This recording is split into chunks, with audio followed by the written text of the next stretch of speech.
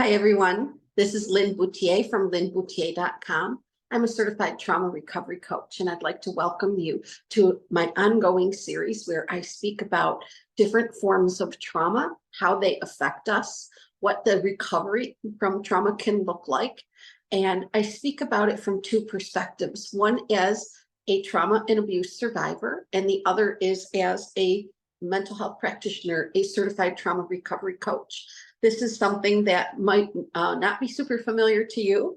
It is a form of mental health care that is done by certification. It is not done at the collegiate and university level, meaning getting your credentials. It does not exist in the university and collegiate level of psychology studies. It does not exist there yet. I hope that someday that it may be taught in that way, but for now it is not. And this is work that was started by people who worked within the mental health care system as psychotherapists, psychologists, lots of different disciplines in psychology, but they felt that the trauma community and abuse community was not being served adequately within the system that they themselves worked in. And so some of them went off on their own and decided to start a type of education where you can learn about trauma and become an expert on trauma, get your certification, and become a specifically trauma only mental health practitioner with a very specific set of guiding principles and a code of ethics and a scope of practice that we do not, as certified trauma recovery coaches, step outside of. We simply don't. So we cannot diagnose, we cannot treat, we cannot prescribe, we cannot counsel, and we cannot therapize. And so some of you may be wondering, well, if you can't do all those things, if you can't do therapy, and you can't do counseling, and you can't do prescribing, and you can't do diagnosing, and you can't do treatment, and you can't do any of those things, then what are you? And the answer is we are a person who is a co-equal peer, and I use my hands to illustrate this. We're co-equal peers in trauma recovery, meaning that there's no power differential. We are not above the client, and the client's not down here. We're co-equal, and we are peers. And this means that we share a little bit, not the main focus of a person's session, but we share a little bit at times when it's necessary, when it seems appropriate, about our story and what we may have experienced that could validate and support that individual. A very high percentage of people who are certified trauma recovery coaches are also trauma and abuse survivors. And so they have a little bit more willingness to speak and in a supportive way with their client, not to their client, but with their client, dialoguing about, well, you know, I know that what you're talking about is real because I've been there and I've experienced some of that, and I can validate what you're saying. And I can't remember a single time, and I don't mean to disparage anyone, but I can't remember a single time when I was in therapy where my counselor said anything about their own personal life, or my therapist said absolutely nothing about their own personal life as related to trauma experiences. And they may be trained not to ever do that, but certified trauma recovery coaches are not trained that way. We are trained to say what we feel with our client. It is very much done in the realm of feeling and sharing, validating, supporting, without us becoming the focus of the session. We use it like a seasoning. And no one would like all of the pepper dumped on their plate during a meal. It's only good if it's used very lightly as a seasoning, but you don't want it covering every inch of your plate. And that's what it would feel like to a client if we dumped all of our stuff onto them. It would feel oppressive and overwhelming and distasteful and insulting, and it would completely invalidate every single thing that a certified trauma recovery coach is trying to do with their client. And so we understand that The client needs resources. We teach them about external resources and internal resources. We teach them a little bit of psychoeducation about what the structures are of your brain and how they respond to trauma. What parts become affected the most by trauma, and what does it look like, and what does it feel like when those parts have been affected? This takes a lot of the guilt and shame that a trauma survivor can feel off of them, because they're now learning, I'm not malfunctioning. I've been normal the whole time. And I'm having a normal response to an absolutely abnormal event, occurrence, circumstance, environment, situation, things like that. Something went out of control, and my system responded to it the way it's designed to. Doesn't feel good. No, it does not. But when we have a little bit of our own private one-on-one education about how we work and what this does to us and how it affects us relationally, emotionally, psychologically, biologically, and neurobiologically, meaning our brain and our central nervous system, our peripheral nervous system, our enteric nervous system, all of these different parts of us. And how there's one more thing that I'd like to say before I get into today's topic. But we also learn through working with a certified trauma recovery coach that we're not broken. We're not shameful. We're not malfunctioning. No. When we get that clarity, when we start to gain clarity, the more we gain clarity about what our responses are, and the more we can remove the shame for what we feel has been done to us or our responses to what has happened to us, the more we've become a person who is experiencing health, well-being. We're experiencing wellness. We're experiencing feeling fully connected and integrated with our own self, with our environment. We feel connected to ourself, to our environment, to our community, to our family. Or sometimes the best connection to self comes from letting go of toxic family. If we can find the source of where we're being injured, we can reach in and turn off certain taps where there's emotion.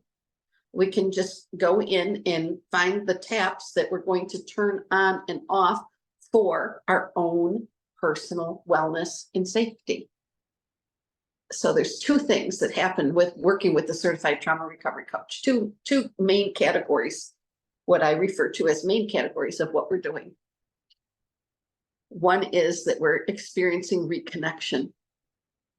And that does not mean that a certified trauma recovery coach would ever push somebody to connect to somebody who is toxic and has harmed them. No, we do not. That's not what we mean by reconnection. Please understand that we don't push people back into toxic relationships. If you're being injured somewhere or by someone, we do not encourage you to go back. In fact, we might do, we wouldn't say, well, I think you need to never go there again. No, we have the dialogue with you. What do you want? How does this feel to you? Does it feel better to you and safer to you to be in the relationship or out of the relationship? And then when you give that response, that's the direction that we go. But no, we do not push people to be, and I had an incident with that last week in the comments of my comments section for one of my videos. Someone was calling me out on the carpet and wanting me to stop encouraging people to go no contact with family members because there's enough broken families in the world already and we shouldn't be doing that. That is not a trauma perspective at all. No, we do not push people to go back into relationships where they're being injured. And so working with the CTRC could be quite a different experience for some of you, but it's catching on around the world. It's catching on in the United States, and with the IAOTRC, which is the organization that certified me in 2023. Their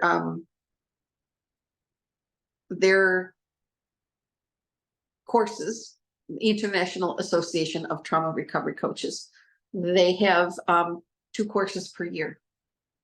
It's each semester a new course starts, and it can take 6 months to go through the actual course material, but it's not unusual at all for someone to be doing the work for a full 2 years before they become certified, before they sit for their exam. For me, it was approximately 1 year. And so, and now I decided that I would love to enhance the certification that I have. So I enrolled in an RTT program to become a rapid transformational therapist. And I'm very excited about that. And I love that I'll be able to offer more to my clients, that they will be able to find more resource with me, and that my skills will not be stagnating. And I'm not saying that anyone else's does. I'm just simply saying that me personally, my goal is to not just be stuck with one thing that I can offer to my clients. I want to be able to expand and expand and expand and expand for their opportunity to reach the wellness that they desire through more healing modalities. Because one size does not fit all, but certified trauma recovery coaching, one of the things we're taught in school is it's not cookie cutter type care. It's not, we try to bend the client to fit what we know. We expand for the purpose of assisting and supporting and validating and helping our client to walk their own path of recovery in a fully supported and attuned and compassionate and loving and completely validating way. And we see tremendous results from doing that with people. So thank you for listening. It's time for me to go into today's topic. This is special episode number 125. And the topic is the trauma of being blamed when you didn't do it. The title might change a little bit, but that's the topic. Okay, the trauma of being blamed for something you didn't do. Some of us might already feel a little bit triggered just from the title. I want to tell you, this is a trigger warning. All of my videos have a trigger warning. I have my grounding tool.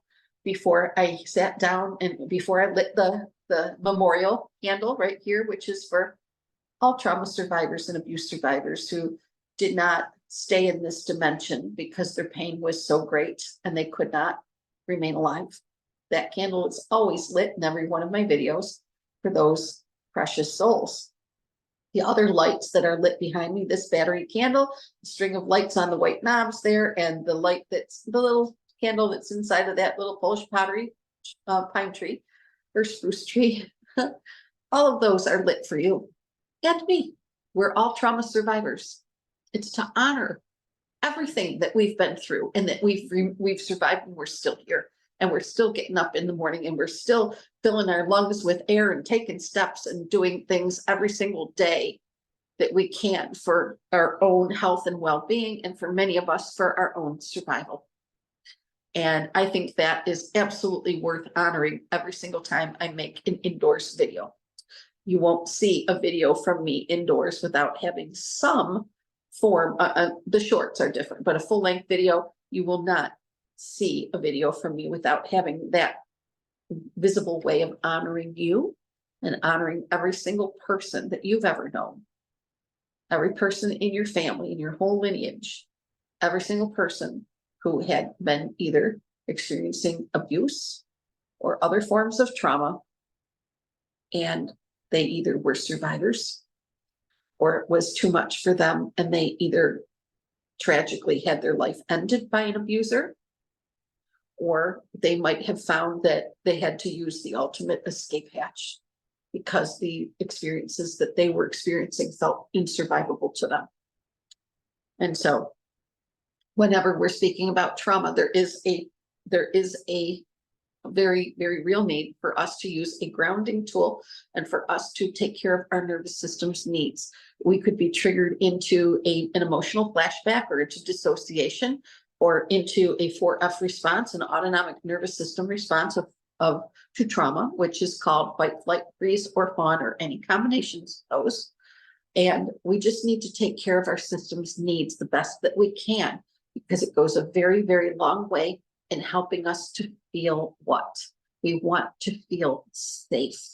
We want to feel anchored. We want to feel calm, because that's where our wellness lies. That's where our body, our nervous system is always on. There's no off switch. And we are always, always, always, always doing two things. Our nervous system does two jobs. One is keep us alive, and the other one is keep us safe. And so doing our self-care when we're doing our trauma work helps us to feel safe, and it helps us to feel calm. All right, so here we go. Now I'm going to speak for a few minutes about the trauma of being unfairly blamed. Many of us have experienced that. Many of us, it was a huge part of our childhood. Some of us, that happened, it began within our family system, and family system means whoever were your primary caregivers and the other people that were involved. All of the family system does not have to be inside of the same household. But when we have a family system, and any person who had access to you when you were a wee person, they were part of your family system. And they may have had influence over you, and they may have unfairly blamed you. If you went to daycare, if you went to after school care at someone's house, if, I mean, you might have had care that was not done by your parents that you can't even remember because you were so young. But what can happen is in early childhood, when we begin to have incidents of being blamed for things that we did not do, it can be traumatic to our nervous system. It can be absolutely traumatic to our body. And children are filled with a feeling of justice. I used to work with 4th, 5th, and 6th graders at a church. It was a Lutheran church that I belonged to. And it was when my children were in upper elementary and middle school. And I ended up being asked to be a person who's working on vacation Bible school, because the person that they did have doing that had was no longer able to do it because of her life circumstances. And so they asked me to please step up to the plate and take that position, and I did. And I also, at that time, was asked, that same person taught 4th, 5th, and 6th grade Sunday school. And they asked me, would you be willing to do that as well? And I said, sure. And they did the background check and all that good stuff. And I was cleared, and they said, yep, we can bring you on as an employee at the church. And so I was working with all of the ages of children, but my class was 4th, 5th, and 6th graders combined. I can tell you, children at that age, they have such a sense of fairness. They have such a sense of morality. I've said many times in my life, I've seen more fairness and ingenuity and compassion and willingness to pull together for the good of another person or other people in that environment with 4th, 5th, and 6th graders. And I used to tell them all the time, man, I wish you guys could have a role in government. I wish every kid in this country in that age bracket that you're in could somehow have some influence in government. And the reason I said that is because you are all so incredibly aware of how fairness works and how feelings matter. And there are some people, and I used to encourage them so much, please remember in your adulthood that you had so much compassion in 4th, 5th, and 6th grade. And it was beautiful, and somebody appreciated it. And it's part of who and what you are. And it's a fantastic thing, but I'm a grown-up now, and I can see some people out in the world that don't have that. They've lost their connection to it. They're not kind to other people. They're not supportive of other people. They're not willing to tell the truth. They're not willing to stop stealing. They're not willing to stop harming other people. And I know that there are children that age that can and will, but it's not nearly as common as it is at that age. I truly believe that. And so there's this sense of fairness that we have. We want things to be fair. We cannot stand at that age to see someone rewarded for doing wrongdoing. We cannot stand to see a bully getting away with bullying. We cannot stand to see an abuser abusing. We cannot stand it if we're like, I had the experience of being in 4th grade, and I had the most unethical teacher I've ever had in my life. And it was at a parochial school. She was just an absolute terror. And I was absolutely miserable that entire year. But there were children who knew how to gain favor with her, and they did. And they leveraged, this is remember I was speaking about 4th, 5th, and 6th grade. There were a few kids who knew how to work that system to make it so that they weren't victimized in that classroom nearly as much as other kids were. Because I think they had figured out how you work, and we didn't know the name for this then, but a narcissist. They had perhaps just either naturally or from their own experiences in their life figured out how you can leverage some things with a narcissist. If you're fairly clever about it, and you know how to, I hate to use this expression, but how to work them, because they are highly manipulative, but they can also be highly manipulatable. But anyways, the important part that I'm saying here is that we have a sense of fairness. It's in us. It's part of our humanity. It's part of what we are. And when we are experiencing things in our early part of our life that are grossly unfair, and I'm speaking about if you have experience, and again, please use your grounding tool, and please turn off the video if this is triggering for you. It is not worth it for you to sit through something that's making you feel lousy. Okay, you want to come up? Come on, Mr. Baby. Oh, my little buddy wanted to come and say hi. I'm going to turn the video for him for just a second so you can see him. Here he is, my beautiful boy. Oh, he doesn't like to be on video. Oh, now he's going to do his maintenance. So no need to have that on video. All right.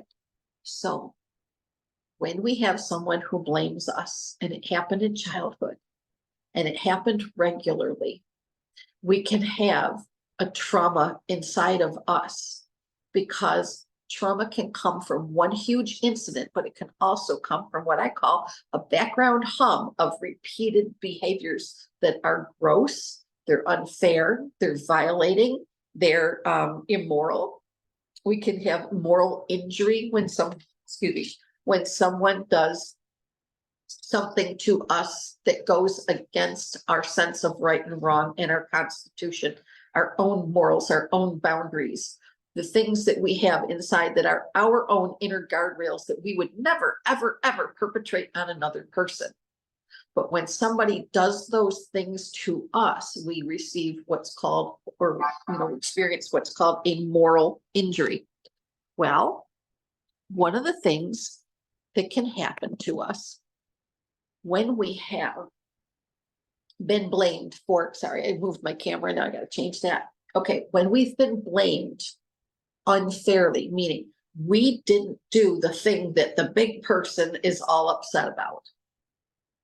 And we know there's a very real possibility that one of the people that are right there did it. And we get blamed and nobody's saying anything. And we get the punishment for it. Our nervous system reads that as, hands down, no doubt about it, a moral injury. Because we lost some of our rights and privileges because of somebody else clamming up about what they did and letting somebody else take the blame for it. Now, this translates over into our middle school years, our high school years, same sort of things happen inside of our home, at school, possibly in our church, possibly in our neighborhood. All kinds of things can happen and we can be blamed for them and they weren't our fault. And then when we speak up to the people who are in authority, meaning our parents, the police, a school principal, a parent in the neighborhood of the kids that we play with or things like that, whoever it is, we know it feels awful to experience that. And we get blamed and we get punished for what somebody else did. Now let's take it into our adult life and say, now it's happening to us. We might not have had much of that in our childhood, or we had our fair share. But when we get to our adulthood and we're working, let's say, for instance, like I was working in a hospital system, there was a fall for a patient while I was only working there for just a couple of weeks. I had just gotten off my 90 days probation. Excuse me, I'm sorry, not 90 days probation, my 2-week orientation. I was on my 90 days probation. But there was a little lady who kept bed alarming. What that means is she's getting out of bed and the bed alarm is sounding to let us know we've got a person who's a fall risk that's out of bed. And she was right across from the nurse's desk in her room. Well, there was an incident in her room and everybody, all the nurses that were on, it was a 7 at night till 7 a.m. shift. All of the nurses that were at the desk came into that room and I was the aide on that side and the other aide for the other side also came into the room. And that person had fallen. The bed alarm we didn't hear bed alarm and she fell. And guess who got blamed? Nobody said a word about it to me that night. Nobody said, we blame you for this. No. I had a couple days off and I went back to work. And as soon as I get up on the floor, they're like, they want to see you in the office right now. And I went into the supervisor's office and they said, here's the pink slip, you're being written up. You're being given a warning at your job. And you've only been here a few weeks, but that fall that happened and they named the room and they named the patient and they said, you were the person you were the last to leave the room and you didn't set the bed alarm. This is your fault. You're being written up. And I said, that is absolutely not provable. It is not provable. And I'm not signing this written warning. I'm the newest person and I don't hold a license. But out of all the people that were in that room, there were only 2 people who did not hold a license, me and the other aide from the other side of the floor. But they chose me because I was newest on the floor and I was expendable. I was at the bottom of the food chain and I was expendable. And they didn't mind having me. If I have another one while I'm on my 90 days, I could absolutely be let go. Didn't bother them. But at least none of them were getting a disciplinary action. And they just threw it onto the aide. Any one of them could have been the last person to leave the room. But days ago, and when you work a 12-hour overnight shift, and literally thousands of things happen between that time, it's not always the easiest thing to remember. But I said, I absolutely will not sign it. I will not take the blame for this because I have no recollection of whether or not I was the last person to leave that room. And unless I have very clear understanding of it, it goes against my moral constitution to accept blame or place blame on anybody else if I don't know. And I simply don't do that. It's not the way I live. Well, it turns out that if you don't sign in that hospital system, if you don't sign a written warning, and I was paying union dues, I absolutely could have just gone in and had representation and have them argue it for me. It didn't come to that. They just said, well, we're just sticking it in your file and now it's just an unsigned warning, which means you didn't accept responsibility for it. And I said, no, I didn't. So I never got another one. I worked there for years and I never got another. I have never been in an office with a warning ever again. Could have been if somebody had decided to do that to me. Absolutely. Or if I had done some wrong. I did plenty of wrong things, but I took responsibility in the moment when it was happening, which circumvented the entire need to ever have been written up. Because a person of love, light, truth, compassion, and human decency, and that includes morals, would go into an office and say, hey, you know what, I need to talk about this with you because I just had an incident. These two people were present. We need to all discuss it. Would that be possible? I don't feel good about what happened, and I would really love an opportunity to speak with you about my role in that. Would that be okay? That is how I handled things so that I would not get blamed by other people 2 or 3 days later for what happened, or 12 hours later, whatever, but for being blamed for what happened. Because what did I learn throughout my life? It feels awful to be blamed for something when somebody has no proof and it's not on video. There's nothing anybody can do about it except for say there's no proof. You can't really go anywhere with this. So I pulled up an AI overview, which is about being blamed. Oh, it just went away on me. So I have to put in a new search for it.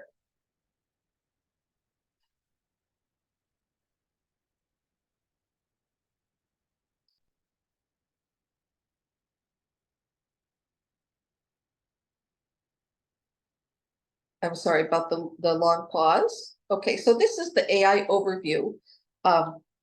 Being blamed for something you didn't do can be, I'm sorry, I still have my summertime and early fall allergies. I'm very, very stuffy today, sorry.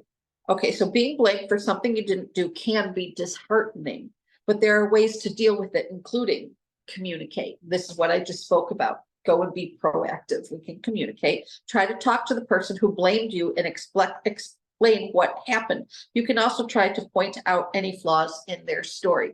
I will also say right now, unequivocally, some of the personalities that I had learned over time. I didn't know it when I was first working there. I was dealing directly with people with very high narcissistic traits, and some of them very obvious high antisocial traits, but I did not have the vocabulary or the concepts to put that together for myself at that time. But that absolutely was a factor. The narcissistic abuse factor in that situation was off the charts. Okay, no pun intended. Correct myself up for a second. All right, so take care of yourself. If the person who blamed you isn't willing to listen, you can try to calm down by taking a walk or doing something else that helps. Set the record straight. If you're at work, you can try to calmly explain what happened and provide documentation. You can also try to treat it as a team issue and encourage the team to find a solution. I like that one a lot. Don't take it personally. Try to avoid getting defensive and don't frame it as a situation where you're being blamed for a mistake. In my situation that I just already used as an example, I was absolutely being blamed for a mistake, but we didn't know if it was my mistake or one of the other, maybe 8 people in the room. There was something happening there where it was so obvious. Nobody wanted to accept responsibility for that. And it was just one of those chain of command sort of things. We're just going to dump it on the person who ranks lowest here. And it absolutely may not have been the case at all. Focus on the event. Try to focus on the event itself rather than the person's character. Consider your boundaries. Think about what's okay and what's not okay for you. That's what I was doing in that office. I was saying, this goes against my constitution. I'm not doing this. This is my boundary. I'm not signing that. And I had a very, very clear boundary, and I spoke very clearly without emotion about it. Just the facts. I don't conduct myself this way. I don't cave in when somebody tells me, you know what, we all talked about it and we decided you were the one. No, not going to fly. Consider your self-esteem. If you're often the target of other people's projections, you might want to work on your self-esteem. Well, that was the last one for the AI overview, but let's speak about that just for a moment, because it says, if you're often the target of other people's projections, the way I read that is also, that includes if you've had a history of having this done to you in childhood, if you've had a history of this happening to you through your tween years, your adolescence, your young adulthood, if you've experienced it again and again and again and again in your family system, or if you've had a little bit in your family system, but you've had some at your church, and you've had some at work, and you had some at school, and you had some at college, and you had some in the neighborhood, then it can become one of those cumulative traumas, what I call trauma stringing. Trauma stringing is is an expression that I created as a concept for trauma survivors, meaning if you have, just picture like a string of pearls, other hand strung, and there's a knot in between each one, but they're all connected on the string, and each one is a separate incident of some form of traumatic thing, but it might not be big T trauma, it's little t trauma, meaning it got into our nervous system, it affected us inside of our body, but in subtle ways, because it wasn't a big, huge, get everybody's attention form of event. It might have only lasted a couple minutes, but it was awful. Or it might have lasted a day or a week where you got grounded or punished or expelled from work for, like there's some companies that have a policy, if you do this and we find out about it, you're going to be on unpaid leave for a certain length of time, and we'll decide how long. Or if you work in a place that has union representation, and I hope that you do, I'm a very, very staunch supporter of all labor unions. But what I am saying about that is that's when you have representation for somebody who is going to listen to both sides, work as at times union rep is going to work like a mediator. They're going to listen to each side. And then what they're going to do is say, well, this is our member, and my job as their steward or as their committeeman or, committee person, whatever rank or position they hold as a union officer or representative, they're going to find an equitable solution to the best of their ability for what happened. But for some places where you don't have that, you can just find that even in a union representation place of employment, like what happens, we see going on administrative leave in police departments and in schools and in colleges and things like that. We see it on our news. We read it in the newspaper. Someone was put on administrative leave because we found them to be responsible for this thing that happened. How many people out there in the world do you think got put on, 3 weeks or 6 weeks or, 3 months or whatever of unpaid leave because they were either being investigated for what wrongdoing had happened or a mistake, an accident, whatever. But they weren't the person who did it. What if they were the person who was just what we call the fall guy, the person, and I was the fall guy at the hospital for that literal fall incident that patient had. Well, when we have somebody who's now going to take us out of our work environment, and they're going to cause us financial hardship, and they're going to cause us public humiliation, because when you walk out the door, every one of your colleagues knows, and some of them know you didn't do it, but they're going to let you walk out the door, and you're now home on a unpaid leave while they do the investigation, and you may or may not be brought back to your job. What could that feel like to a person? Would that be traumatizing? To me, it would be agonizingly traumatizing. The unfairness, the moral injury that would cause inside of a person for being taken out of their place of work because somebody else did the thing that happened. But you're the person who was selected to be the scapegoat. That is an absolutely classic case of scapegoating. someone being pushed into an uncomfortable position so that the real person, I mean, the person who truly did do, or the group of people or whomever it was that did do whatever happened, that now it has to be investigated. And if you have corrupt people who are leading the investigation into what happened, they might have already decided it was you and you're going to pay the price by losing your job or possibly even charged with some form of criminal activity. And so a lot can happen from this. It is not a small thing to be blamed for something that you didn't do. Well, this can also happen. This is something that I spoke about in a couple other previous videos. And again, we need our grounding tool for this part of the discussion, because many of you will feel that this is familiar territory for you.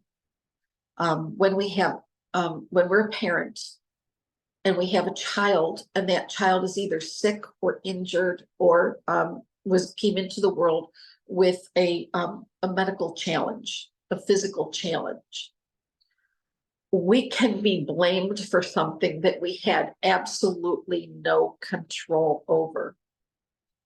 We can have something where maybe we did have some small amount of possible control over it, but it can't really be proven. And there's no way for anybody to say definitively whether or not something that you did or didn't do while you were carrying that child for whatever, duration.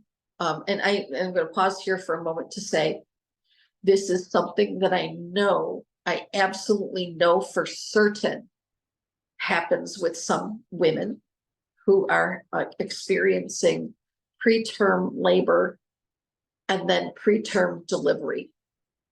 Okay, for having your child before it is the 40 weeks of pregnancy that are expected. Okay, what we consider to be typical pregnancy is 40 weeks. But what happens if you give birth at 30 weeks and there are lots of complications and lots of medical conditions, lots of things that must be attended to and for this child's survival? And what do you think the family and the community might be doing to the person who has just given birth to their baby earlier than expected?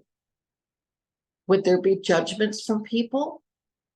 I can give you an example of a person that I knew in my life. Okay. I never met the person who gave birth to this person. I only knew their child. And their child was someone quite close to me. And they told me this story. Excuse me. So sorry, I have to pause for just a moment. I just want to let you know that the story that I'm about to tell you is real. It had been told to me kind of repeatedly. I'd heard it many times, but the details of it really never changed. But I have my grounding tool in my hand, my little holy stone, and I'm asking you to please, if this story is too hard for you, if it's too triggering for you, please shut off the video and don't come back to it. It's not worth it. But I'm not going to describe anything horribly gory. I'm just going to speak about someone's birth experience, their experience of getting born, how they came into the world, and how there was lots of blame to go around for what happened. Okay, so here it comes now. Okay, please make sure you're anchored and grounded. And if not, this story might not be for you. But there was a woman that I knew. She was very close to me. And she had come into the world a long time ago. Like now it would be 90 years since she came into the world. And what happened to her was that her mother every single year rode in a 4th of July parade. And she always rode horseback in the parade, the Independence Day parade for her town. And she was very, very proud of the group that she belonged to, that always, they marched in the parade, and some of them were always every year on horseback. Well, she was 7 months pregnant, and her family told her, you can't do it. You cannot ride horseback 7 months along. You may not do this. Her husband told her she couldn't do it. Her mother told her she couldn't do it. And a whole lot of other people, I'm sure, in the family system told her, you will not do this. Expect to be watching the parade from the sidelines this year, or you can walk the parade, but you're not riding horseback in this condition. Well, I'm going to pause here for a moment to say, I'm not a medical professional.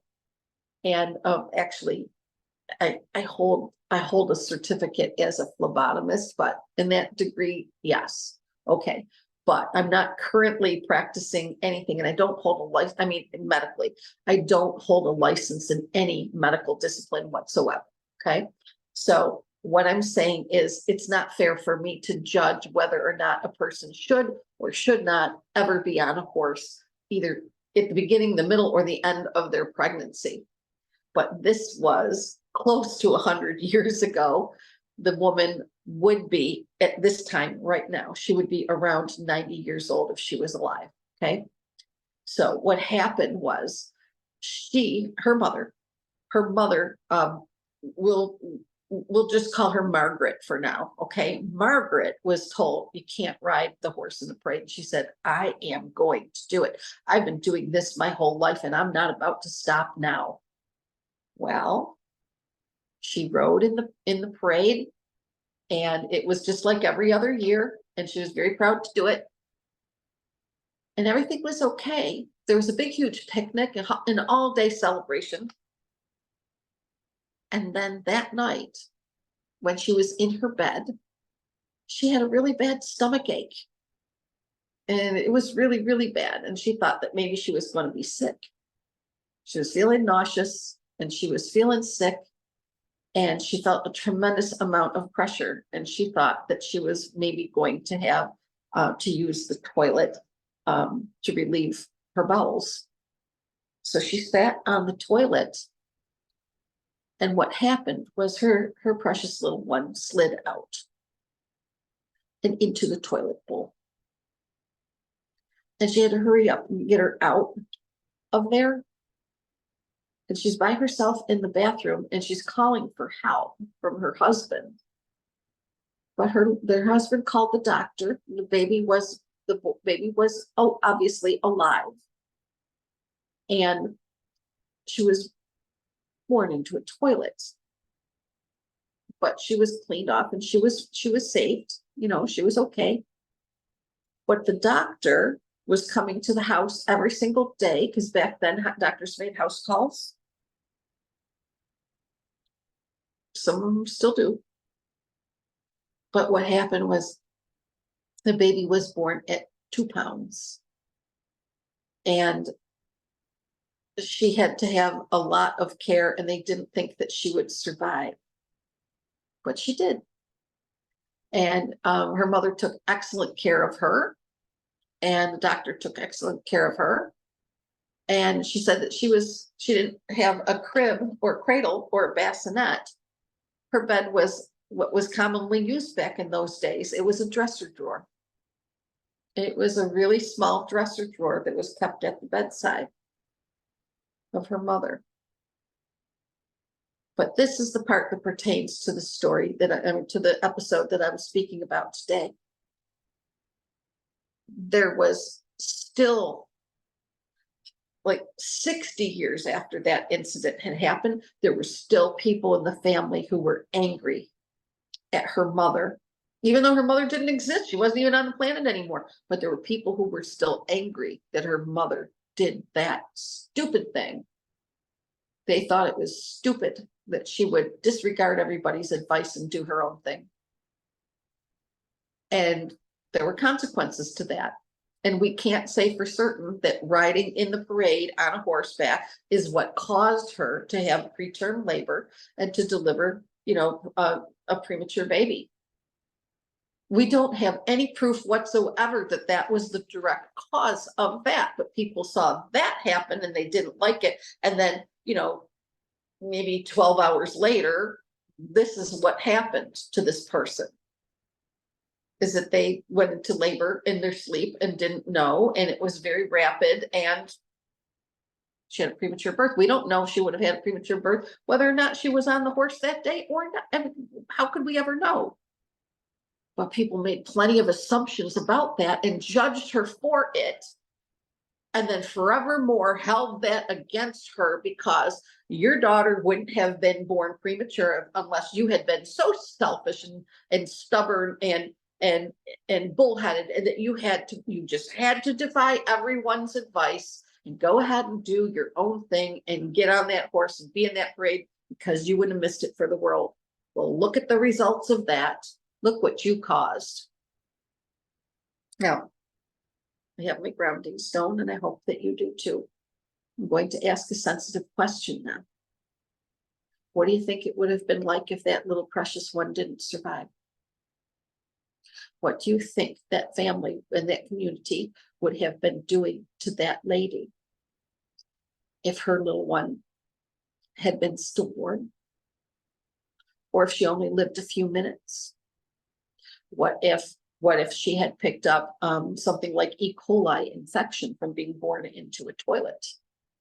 What if she had been unable to fight that infection, the bacterial infection, because of having a compromised immune system from being born 2 months early? There's all kinds of different scenarios that could have taken place. But in that situation, what was the community and the extended family doing forevermore to that person for the rest of their life? What I was told was that there was all kinds of anger and blame and shaming and criticizing and invalidating and just saying, how could you? How dare you? Look what you've caused. Without proof, without knowing. But it looked that way to people, so they made the assumption that I'm correct. I know.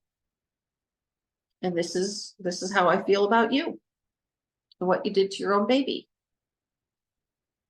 Would anybody who's about to be a new mother, would they ever? I mean, there's a few exceptions out in the world. Yes, there are plenty of people in prison for doing things like that. But in the most common situation, the most common scenario in most families, would anyone ever willfully endanger their own baby? No. And she might have had an experience where, like, every woman in my whole family has always ridden horseback during their pregnancies. Nobody had a problem. I don't know. And I don't have credentials in OBGYN, obviously. So I don't get to have a professional opinion about that. I can only just say, for me personally, I have a feeling that women who are pregnant ride horseback. I never even looked it up. I don't know. It might be something that's completely verboten during pregnancy. I don't know. But the most important thing here is that we recognize that when something happens, there's Jerry Wise, who is a mental health practitioner. He's a fantastic marriage and family counselor, and he practices something called Boenic family systems counseling.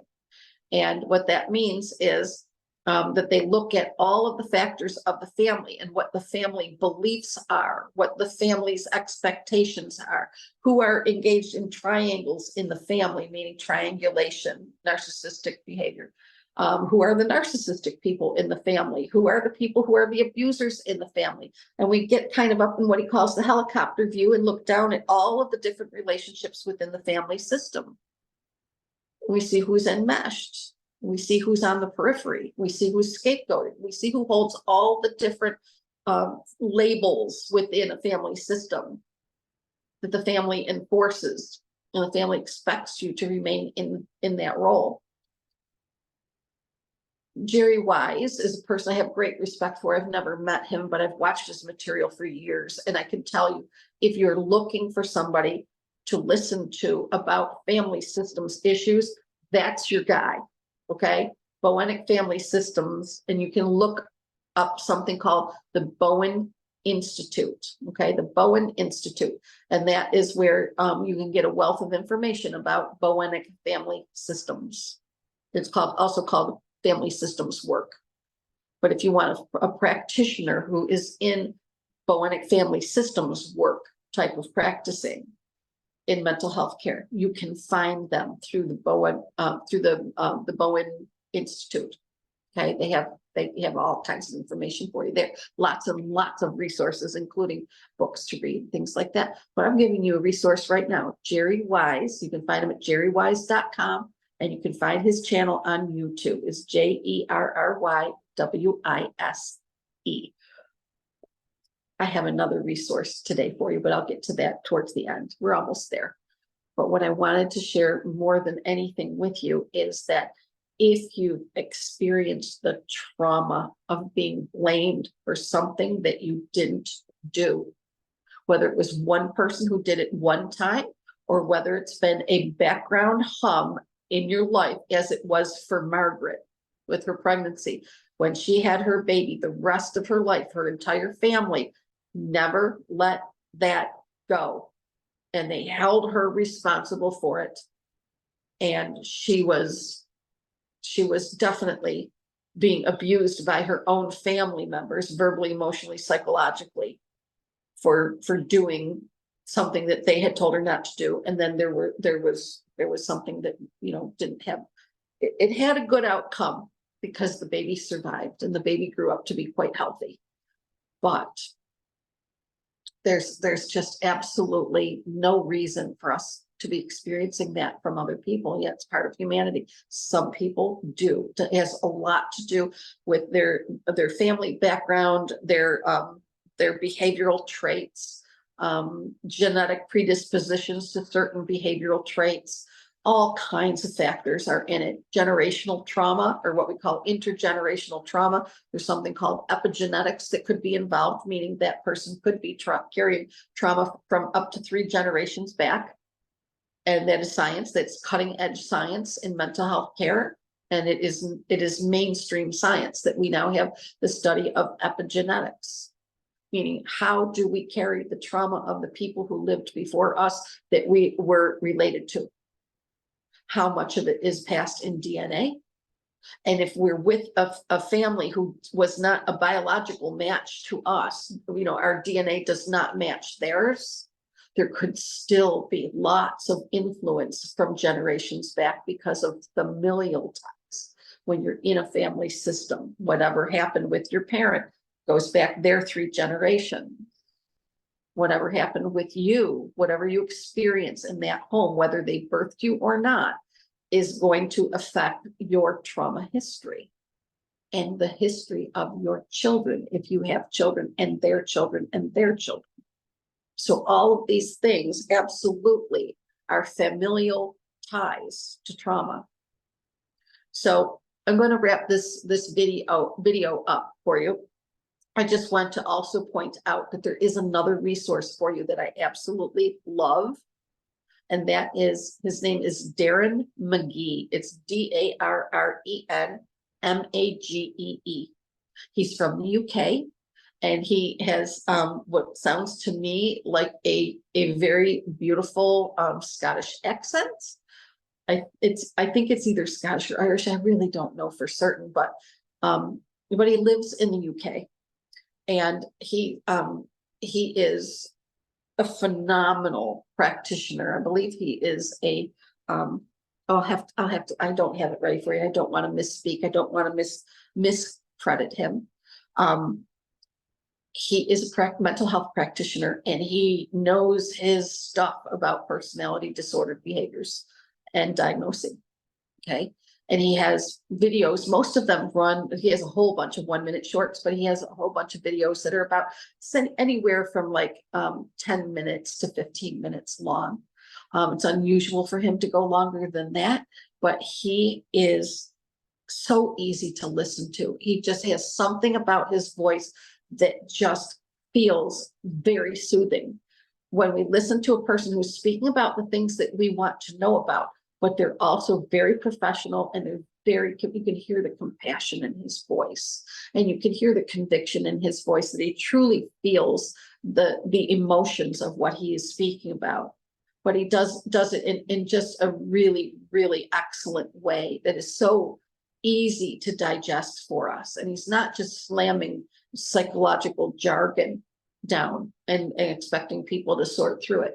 He's speaking to you as if it's you and him in a conversation, and he just wants to help you understand these certain ideas related to behavioral science and what people do when they have certain personality disorders, or if, you know, he can't diagnose your loved one, but what he can, or the person who's making your life miserable, what he can do is share information with you that will pertain to something that you've experienced, and you'll go,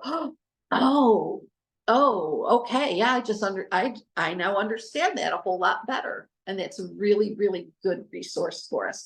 And we call trauma recovery coaches call these external resources, for me to point you in the direction of Jerry Wise and Darren McGee is an external resource. Now I'm going to speak for a moment about the internal resource that you have already on board inside of you that will help with this. Okay.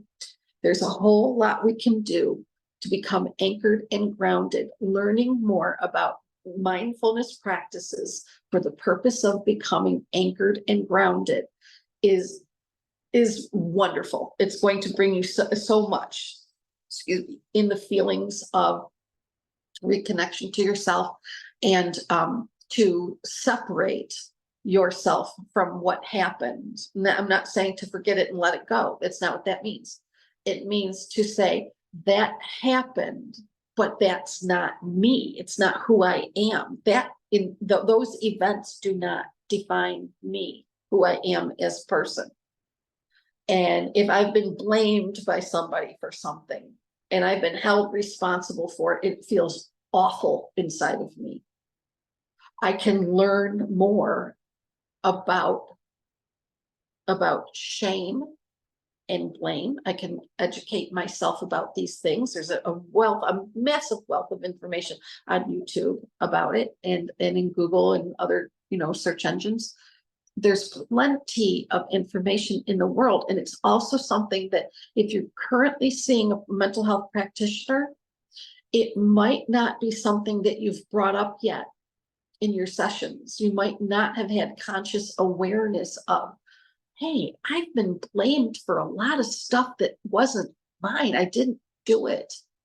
And yet I've suffered the consequences in my life as if I had done those things.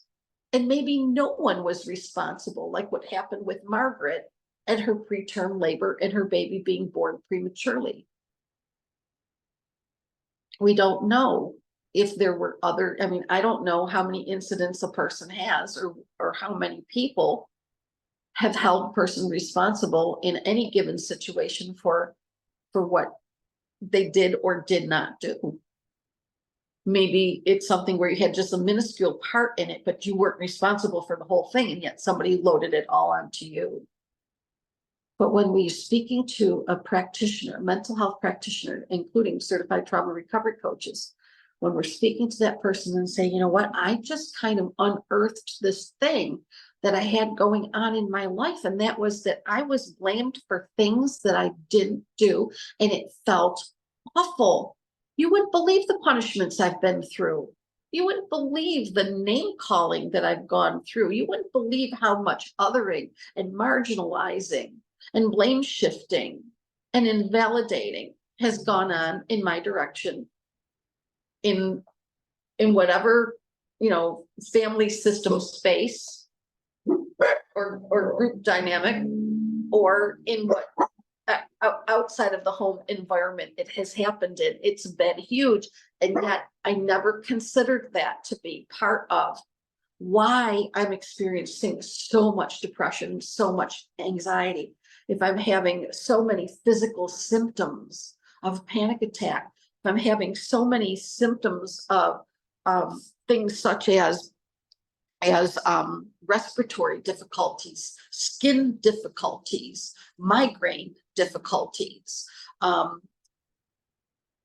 feelings of being able to not make a decision in a timely fashion, things like not having healthy sleep. I haven't had healthy sleep my whole entire adult life. Like, I can only sleep 2 hours at a time, and I just would love to know what it feels like to sleep through the night. So many different things. What if we have achy joints? What if our fingers and our elbows, our shoulders, our knees, our hips, our foot bones, joints, our ankles, all of that stuff? What if I'm feeling so much inflammation in my body that it's causing me to have all of these feelings of unwellness? Okay. What if I get sore throats and pick up strep infections so much more often than everybody else does? What if I have issues with having what we call canker sores or mouth ulcers? I get ulcers on the sides of my tongue, and I don't know why. I get them so often, and I hate them. They hurt. All of these things could be the stress produced by your traumatic experiences now affecting you biologically. It's part of the biological after effects of having been, like, whatever has happened, long-term shaming and blaming for something that you didn't do.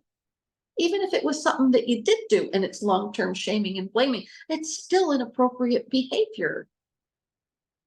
People, just because we did wrong doesn't mean that certain family members have the right to mention it to us again and again and again and again, just for the purpose of humiliating. And I can understand if somebody in the family is repeatedly doing something that harms other people, and you keep going to them again and again and again and again and saying, you are crossing my boundary, it's unacceptable, I don't tolerate this. And eventually some of us do need to make that agonizing decision. Should I stay in the relationship, or should I just step out of it? It's such a highly personal decision. And I hope this discussion today has helped you to understand there's a piece that could be missing from your understanding of your own trauma, and that is the blame shifting, where somebody else did wrong and the blame shifted it onto you, and then you felt the emotional, relational, biological, psychological, and neurobiological after effects of them doing that to you. Those are the after effects of trauma. And so it can be healed. We can heal from it. Now, the first direction I would go with healing from that particular type of trauma, where it's somebody shamed and blamed me for something I didn't do, or I had minimal responsibility in that. Self-care is the first most important thing that we could engage in our recovery. And working with any mental health practitioner who is trauma informed will help leaps and bounds if you don't already have a relationship with a coach or a counselor, a therapist, a psychologist, or a psychiatrist. If you don't have any relationship with someone in the mental health disciplines as their client, then it might be something to consider doing, because working with a trauma-informed mental health practitioner is going to help them, to help you. They need to be trauma-informed so that they can help you the way you need to be helped, is a more clear way for me to say that. If they're not trauma-informed, it's not really going to be extremely helpful, in my opinion, because a person needs to understand what parts of you are affected by this happening, and that will bring about the after effects that you're feeling. You're feeling them in your life, and they're intrusive, and they are disruptive, and they are painful, and they may even be affecting our thoughts, our feelings, our function of our body, and even our tongue. Even your headaches could come from that. Your irritable bowel could be coming from that. Your, gluten intolerance, or, your plaque psoriasis, your seborrhea, all of these different things can be triggered by stress. So I hope that this has been a helpful discussion for you. The next thing that I would recommend for a person who is experiencing the after effects of long-term blame shifting, when somebody else didn't take the blame for what they caused or the harm that they did, and they pushed it onto you. And the next thing that I would recommend for your recovery is to begin to do things that connect your mind to your body, and to begin naming the feelings that you feel, and to be able to name the emotion that you feel.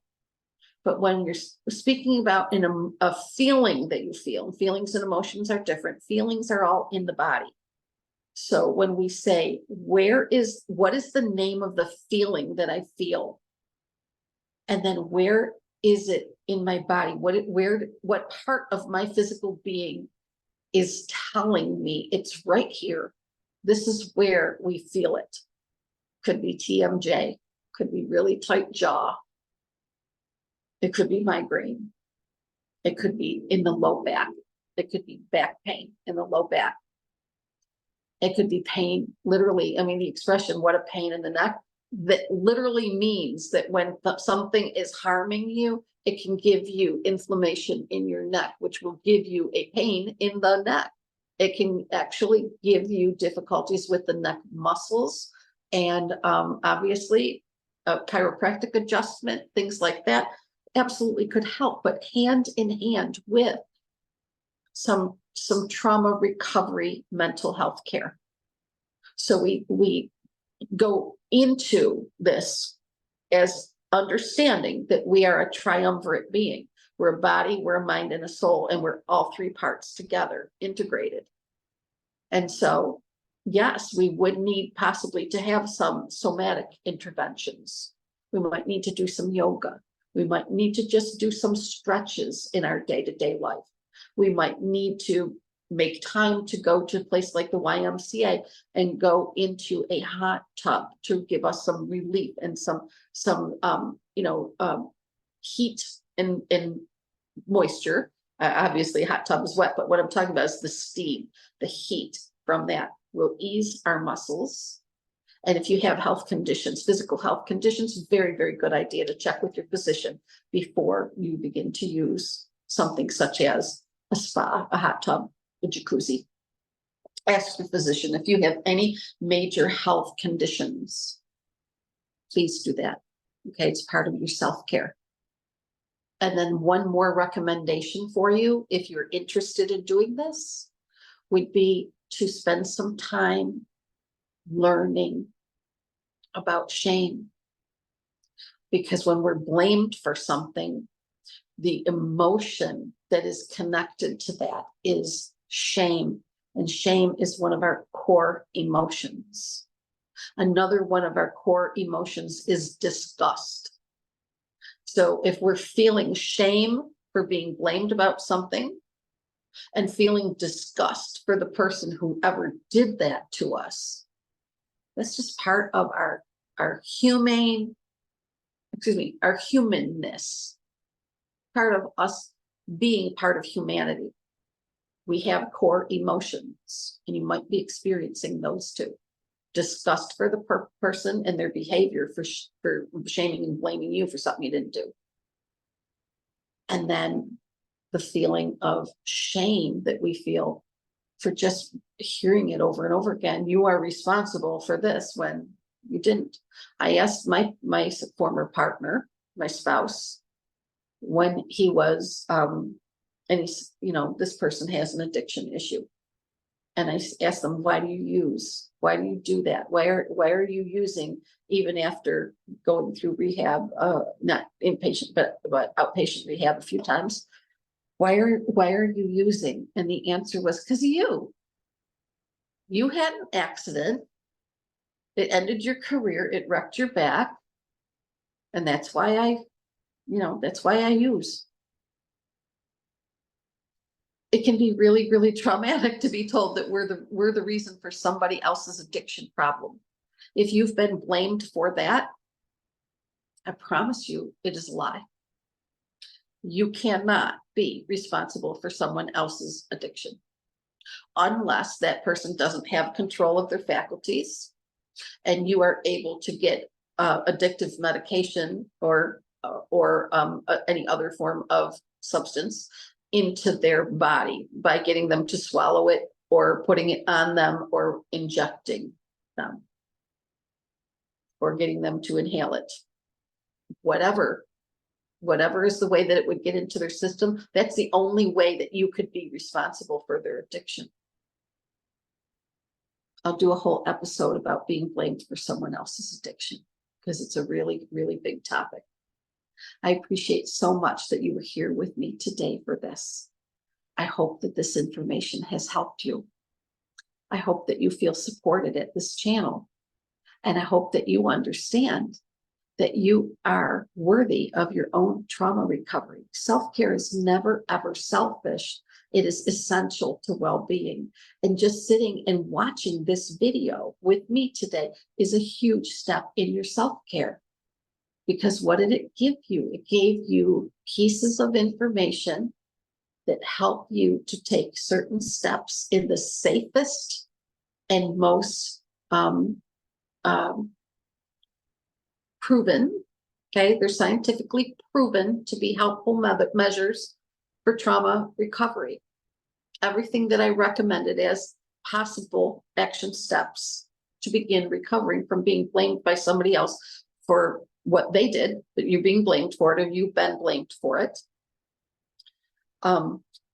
We can heal that.